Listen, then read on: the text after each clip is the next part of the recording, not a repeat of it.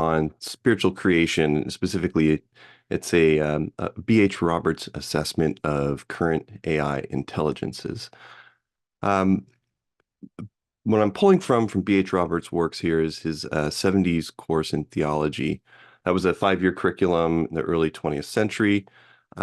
Its aim was for training the 70s, the quorum of the 70s, and specifically B.H. Roberts mentions in their mental activity, intellectual development, and the attainment of spiritual power. Um, so the 4th year is interesting on this topic because it covers a variety of topics, including intelligence or intelligences and spirit. And he starts with this kind of a scope definition where he says that this term intelligence is to be used in this discussion is that of a mind or an intelligent being. So he wasn't just approaching it from a purely Platonic sort of ideal, but also what is intelligence in an embodied being. Um, so he offers a set of definitions. So these are the 7 he offers. First is knowledge, just able to understand facts and ideas. Consciousness, awareness of self and not self. Generalization, be able to see patterns and extrapolate generalities. Perception of a priori principles, basically being able to see beyond specific examples and understand the underlying principles. Imagination, ratiocination, which is a bit of a interesting word there. I would say reasoning would be the right word there, what we would use. But being able to combine facts and apply them to new situations. And then volition, be able to act for oneself or have one's own desires. So what occurred to me, we have a Turing test, and that's rooted in certain computer theory. I wonder, in a similar sort of vein, could we take those definitions and apply what we might call kind of a Roberts test? Now, this is not the only way to think about the idea of intelligence. What's unique here is twofold. I think one, it's a pretty well-rounded set of definitions. I think these hold up even today in general discussions around how we might think about intelligence.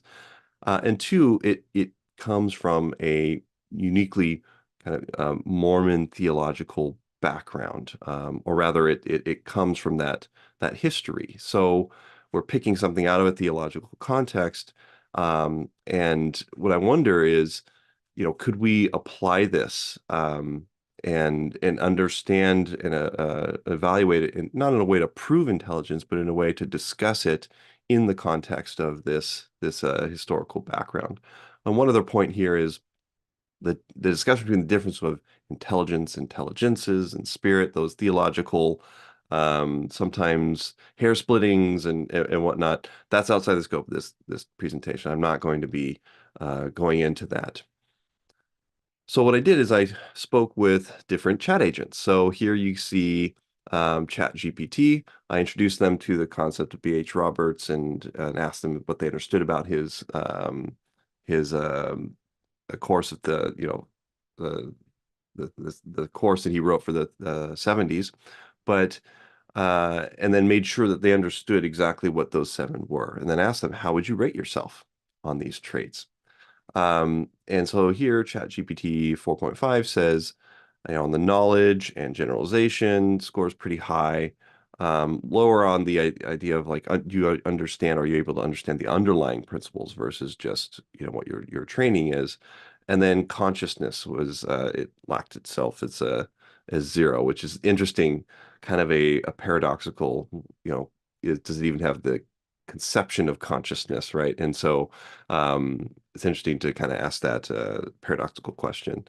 And then imagination, rather low, sees itself as really just uh, learning patterns and repeating them. I mean, you think about LLMs and what's going on underneath. It's not, I don't think very many people are arguing it's genuine imagination and genuine, originality there. So, and then ratiocination, or I'll just say reasoning, it saw itself as being able to do that and have some training specifically for that. And then finally, volition saw itself similarly to consciousness as not having its own unique desires and desire to act. So I did put in the upper right-hand corner a QR code for a full transcript. So I asked it these how to self-evaluate, and then asked it some follow-up questions around how do you think about the challenges that Mormonism might face as AI becomes ranks higher and higher in these areas, and some of the theological and cultural impacts there. Then there's Gemini, and so I asked the same thing, and its scores were somewhat similar. Lower on the a priori principles, high on knowledge, low on consciousness, moderately on generalization.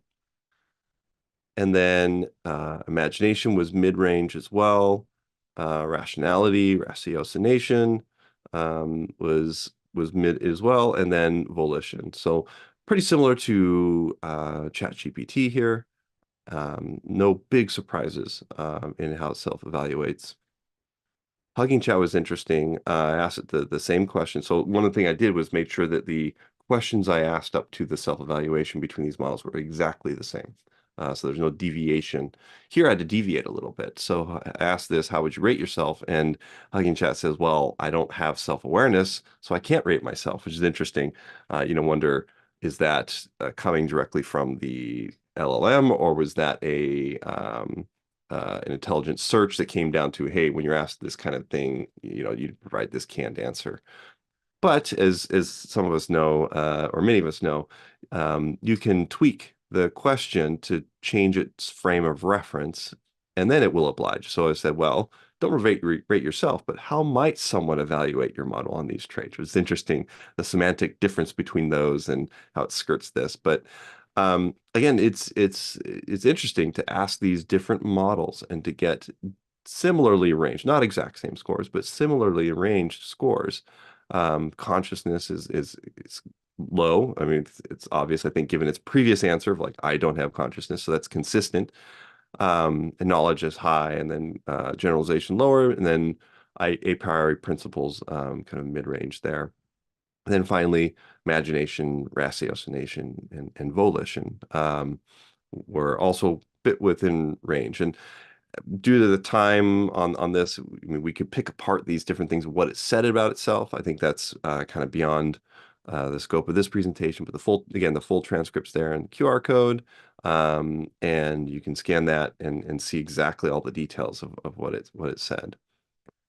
So let's pull them all back. So this is not I wouldn't call this a rigorous scientific study or anything like that, but it is interesting to take a set of ideas that B.H. Roberts, over 100 years ago, said in a distinct uh, Mormon context, in a theological context, and then apply them as we have more, obviously, more intelligent agents. Now, are they general intelligence? I think that's not what we're dealing with LLMs, but um, as these get smarter, and this isn't all about LLMs. This is a test that could be applied to any future interactive agent that might be invented and created.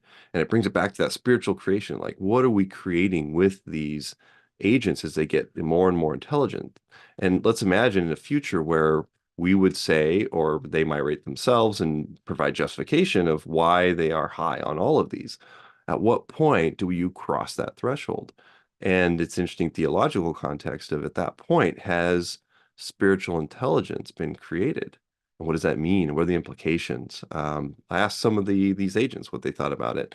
And so my proposal to end here is that I think perhaps the MTA ought to pick these principles here and perform a kind of Roberts test periodically on the state of interactive intelligent agents.